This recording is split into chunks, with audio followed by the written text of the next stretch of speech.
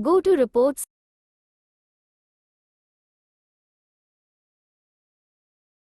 Select family-wise capital gain, loss. Select respective date. Select only selected family. Select family name. Click OK. Click on only selected members. Select the member name.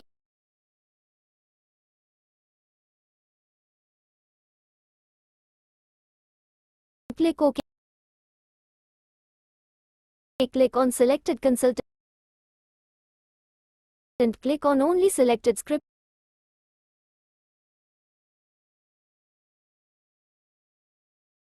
Click on details profit or loss with rate. Click OK. After that you will get your results.